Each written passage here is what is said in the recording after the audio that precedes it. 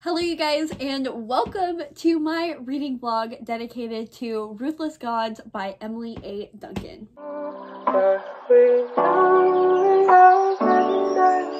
Hi, Editing Heather here. So I have a new pink sheet / curtain on my windows, and I was not entirely aware that my entire video would end up having a pink filter on it, so I'm really sorry if that annoys you. I will make sure to pull them back every time I film in the future now, but just so you know, that is what's happening. And second, I call Severin multiple times in this video. Just ignore that. His name is Seraphim. I just don't have reading comprehension skills, so again, sorry if that annoys you, but enjoy. I have actually not opened my package yet. Obviously, I know that Ruthless Gods is in here because it's the only book that I pre-ordered and bought. So I am gonna get my live reaction of seeing the cover. I have been so excited for this book because I really loved Wicked Saint. I'm so excited! I'm so excited! I'm so excited! These covers are so stunning. It is just goth excellence. Oh my god, she's so thick. Oh my god, look at the spine. Oh my god, it is so beautiful. I love it so much. Oh my gosh, I'm so excited to see them make a cover. Oh my god, the edges. So beautiful. Okay, I'm so ready to see it naked. Oh my god. Look at that. Darkness never works alone. The aesthetics of these books are so on point. If the atmosphere is right, I'm gonna love it. And that is definitely one of the cases with this book. I am so excited to dig into this. The way Wicked Saints ended was freaking wild. It really didn't make much sense, but I didn't care. I was along for the ride. I have heard there's a lot of villain kissing in here, and I'm so excited. I guess I should probably give a synopsis for the series. So Wicked Saints is about this girl named Nadia, and she is the cleric of her country. And a unique thing about her is usually most clerics can only speak to one of the gods, but Nadia can actually contact all of them. So she uses this kind of rosary, and each of the beads can contact a particular god and thus grant her the god's abilities. And one of my favorite things about Wicked Saints was that each of the chapter headings had a look into the mythology of the gods and kind of their lore. Anyways, so Nadia has this really special ability, and she is immensely protected by her people because she is not only the last cleric, but she is their last anchor to the gods, basically. Her country has been at war with this neighboring country who are considered heretics because they do not believe in the gods. They instead practice blood magic, which again is seen as heresy. And at the start of the book, Nadia's convent is invaded by the prince of the enemy country, who then comes in, and Nadia has to escape. And across the way, she comes across 3 rebels from the enemy country, and they are all going to band together to attempt to kill the king of the enemy country in order to stop the war. So that's the overall synopsis of Wicked Saints. I don't know if I'm going to include spoilers for this book, but obviously I am going to be spoiling Wicked Saints, so if you haven't read Wicked Saints, definitely don't watch this vlog. I guess I could start off by doing a couple theories real quick. I haven't really read Wicked Saints, so I really probably should have done that, but I'm not going to do it because I'm terrible and I just want to get to this because I'm impatient. One of my big theories that when I read Wicked Saints was that the gods are not actually gods, and they're actually like demons or some kind of dark entity. I don't believe that they are actual gods that are communing with her, because there were a couple parts in Wicked Saints where we see like how dark, like all of the darkness surrounding the gods and how manipulative they are. There were quite a few scenes where Nadia would be talking to the gods and they are just very manipulative. And I think it goes even farther than them just being manipulative gods, which are my personal favorite gods to read about because gods are not good people.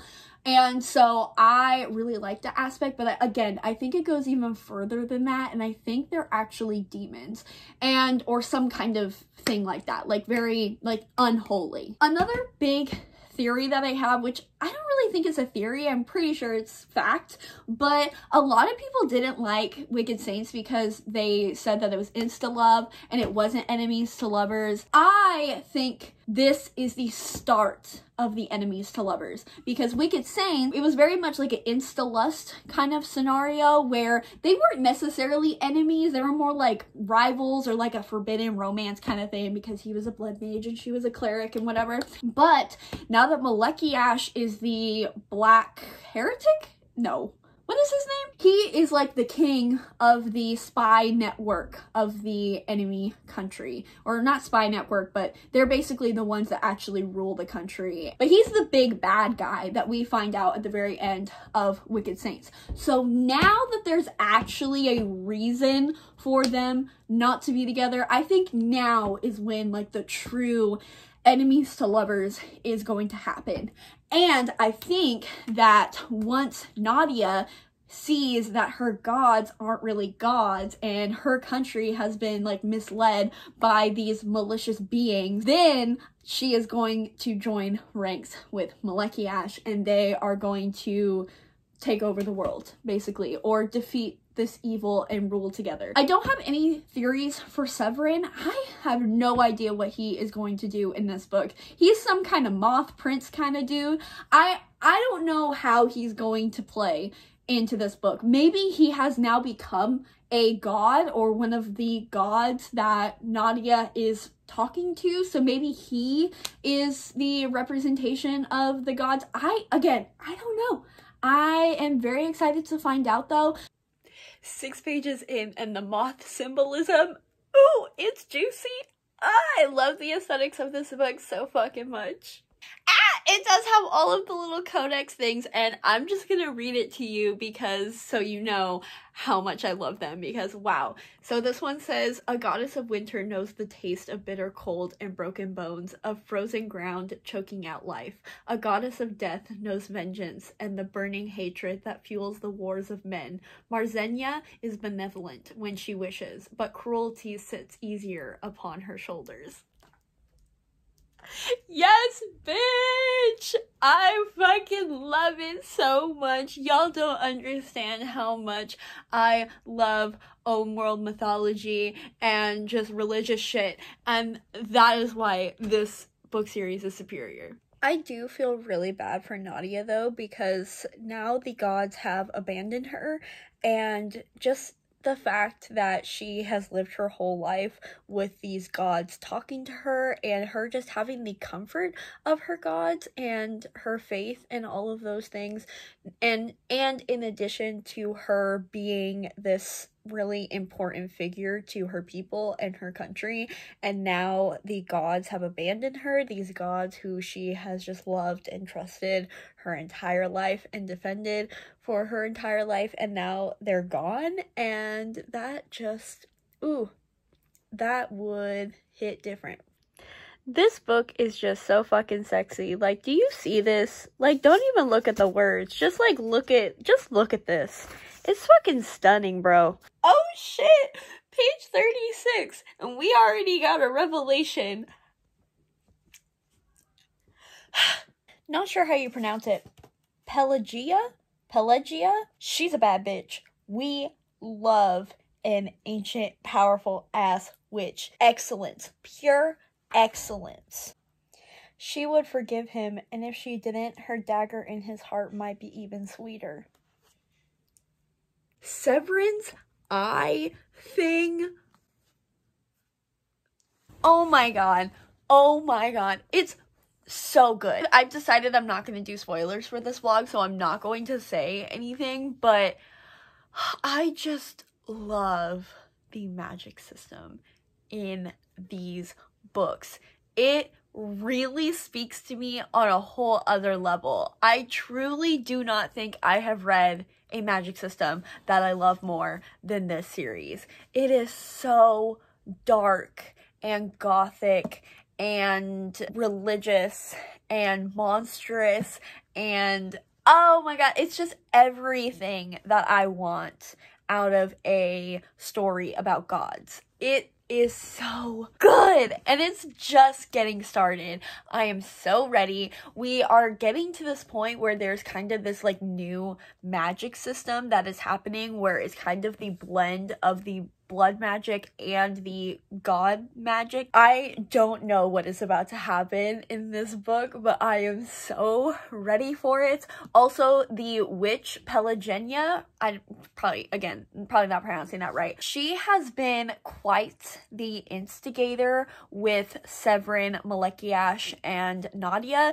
Like, she has visited each of them individually, and she is a pot stirrer, and I love that. She is kind of that ancient witch archetype where she knows like all the prophecies and she basically knows what's gonna happen, and she's just speaking in riddles and everything like that, and she is just a bad bitch. And I am almost positive, only 88 pages into this book, that my theory about the gods not being exactly what Nadia perceives them as is correct. After the meeting with the witch, now we're getting like the seeds of what the plot is actually going to be in this book. So it seems like Nadia and Severin are going to go to some kind of mountains, the Velicor Mountains, I think is what they're called, which is supposedly this really holy site that only gods themselves can visit. So Nadia was all like, that's impossible, I can't go there, I'm not a god.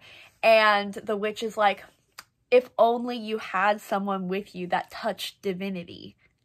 Because of what the whole ordeal with Severin and what happened to him at the end of Wicked Saints, I am so excited. Oh my god. Also, how can I freaking forget? There was a killer mermaid scene! The fact that Emily A. Duncan gave us a makeout session on a bloodied altar. No one is doing it like her. No one. Just for the record though, I am just gonna ignore that his entire face is covered in eyeballs. Just for that part. Just that part. Everywhere else I'll remember that he has that, but for that particular scene, it's eyeball free. I will say that this is definitely a soft magic system because the rules aren't really explained and it's not really intricately detailed. That also could be because it's kind of this new magic that nobody really knows is happening. But still, it's definitely a softer magic system. So, Severin has just met this being person, and Severin asked him if he's a god, and the being says, not a god, once a maybe, now and after, between an essence for change and for chaos, and for the dead that wait below the surface. I don't know what that means, but it sounds incredible to me. So Ian and I are low-key buddy reading Ruthless Gods together. I will link Ian down below. He does have a booktube channel, but I don't think he really is active on it, so I'll link his Twitter down below for you guys to follow him. He says that this book reminds him of like the Witcher universe, and I completely agree, and I am taking it a step further, and this book, and well, this series in general, is Witcher with the tone of Castlevania and the inspiration of the Grisha trilogy. What a combo! What a trifecta! What a glorious, masterful craft of the best fandoms. You know, I can absolutely not dispute the people that say that people only love Wicked Saints for the aesthetic, because the aesthetic in these books are so good. Like, so good. I am drooling at the descriptions of the settings and these buildings and places and people, and ooh, like I've said, it truly is goth porn. You know, I gotta say, I don't know if I really enjoy the fact that Malekiash, for some reason, has amnesia, and the amnesia was solved way too easily and way too quickly. I don't really like amnesia in books because it just seems like a cop-out. Definitely my least favorite part of the book so far. Did you expect to return and find everything exactly like it was before you burned it to the ground? There are only ever ashes after a fire, Malekiash, and I'll have you at my feet yet.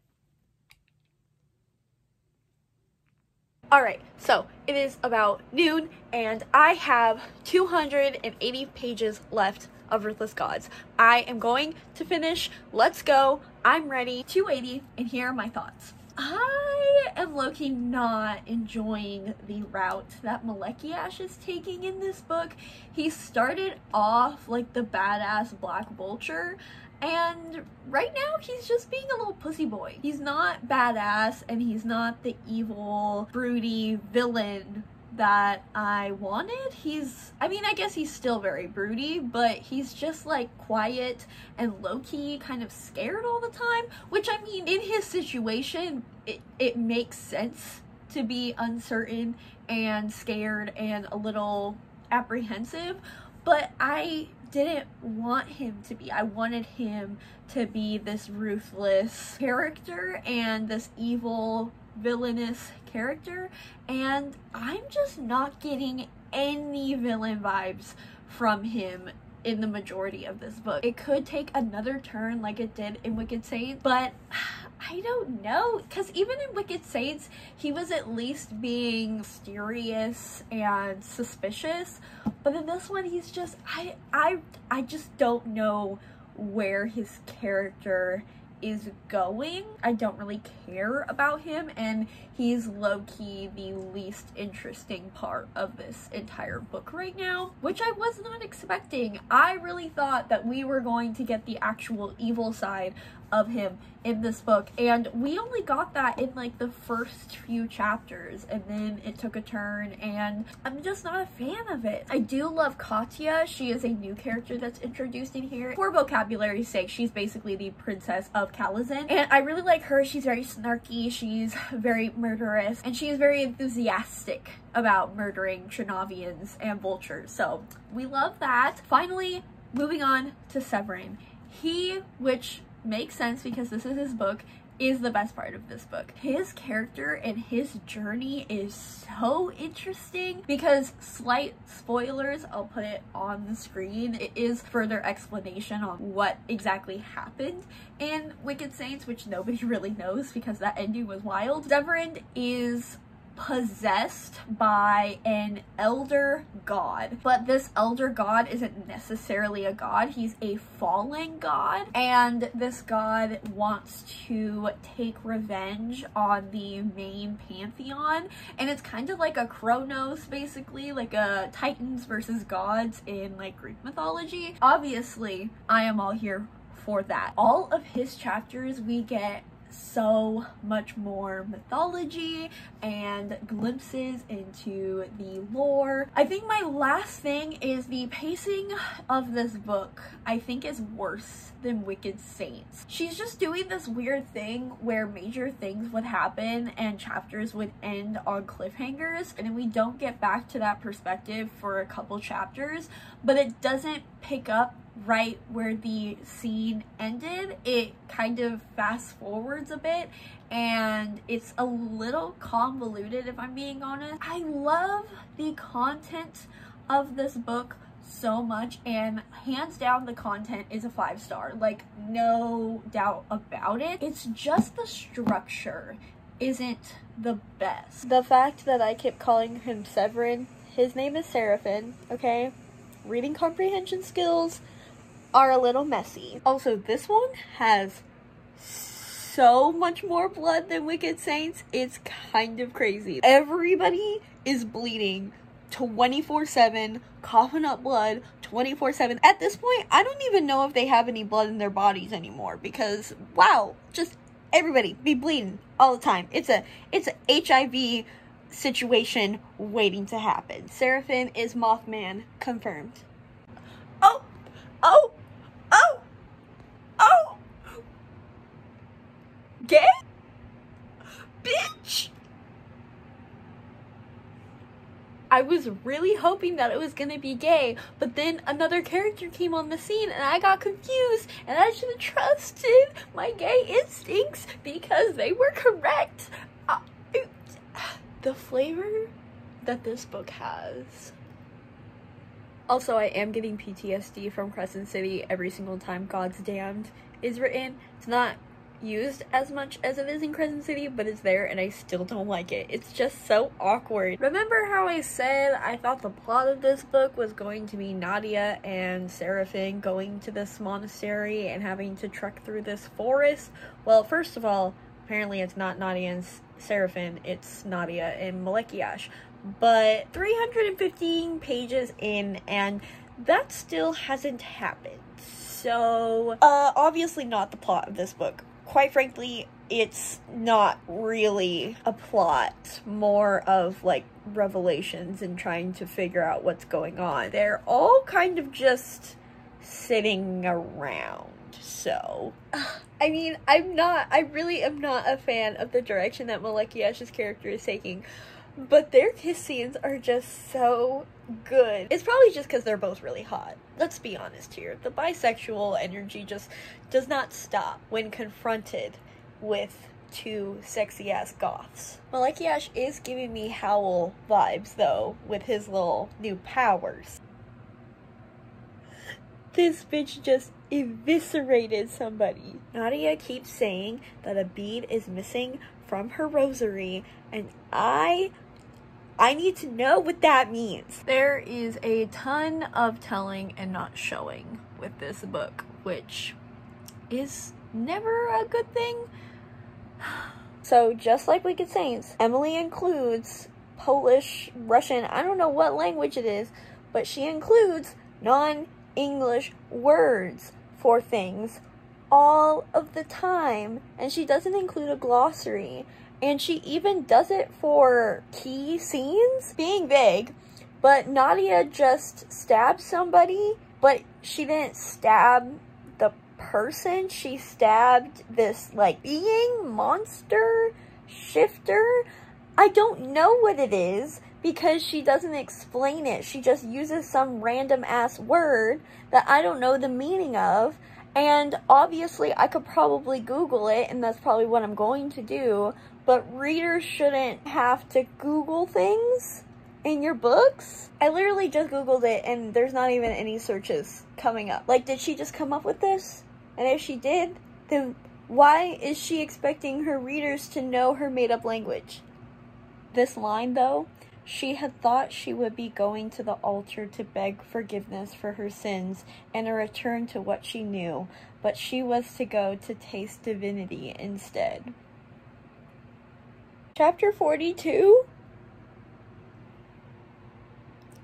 In fucking sanity. Alright, I finished, and wow, was this a roller coaster of emotions, thoughts, and opinions. Let's start with the negatives so I can end on a positive. As I've said multiple times in this vlog, I love everything about this book, but the execution is really where it falls flat for me, mainly in the structure and the pacing of this book. That could also be because this is the second book, and second books never work out for me. Second book syndrome is a hell of a drug, so I understand that a lot of it is chalked up to that. The second thing is just the lack of clarity a lot of times. For example, as I've mentioned, there would be cliffhangers to chapters and then we wouldn't really revisit it at the moment that we left said chapters. as well as transitions not being all that clear, especially when our characters move from one location to another. So they would be at the palace, and then they would be at a boat, and then they would be at the salt mines, and then they would be in a forest, and then they would be in a temple, and the transitions from one place to another just were not very clear, and oftentimes it felt like our characters just showed up places. And that part was, unfortunately, quite a bit convoluted. There are also points where the characters will like appear at different locations at different times, it seems, and that happened a lot towards the end when they were going through this maddening forest. Characters would get to places before other characters, it seemed, and then you're like, oh, what happened to the other characters? Like, they got separated a lot of times without really explaining why or how. The ending, this goes to the pacing, was also just incredibly rushed, in my opinion. I feel like the characters should have gotten to the forest way sooner, like midpoint in the book. There were a couple times where the characters would be in like a random monastery and a random inn and things like that, and they were there for a really long time, and I wanted them to get to this forest because I knew everything was going to come to light once they got to this temple and all of those things. And I just don't think that we got enough time building up the suspense and building up the gradual descent into insanity that this forest was supposed to induce. Like, once we got to the forest, they said that it's usually like a month's journey, and it was a flashback scene like, oh, a few weeks have passed. And although I get not wanting to just trug along in like a journey scene, I just thought that we needed to spend a lot more time to the actual place that was the climax of the story. I also, again, like I've said, I'm not a huge fan of the direction with Malakiash's character. I feel like I just had a different vision or different expectations for how his character was gonna go in the sequel, and it was unexpected and a bit disappointing. And moving on to the positives, I just love this world. I love this world so much. Call it aesthetics all you want, but this book really speaks to me and everything that I love. The atmosphere is a character in and of itself, and I really think Emily thrives in this setting, and she knows this world so well, and you can just tell that every single place, every single minor detail, every single excerpts from these random codexes and ancient texts that she includes in the story, she has been in this world for years, and I can very much tell that it is built up in that way. Also, the magic system is phenomenal. I love this magic system. It is my absolute favorite, hands down. I love the religious system in this book and how it connects to the magic and the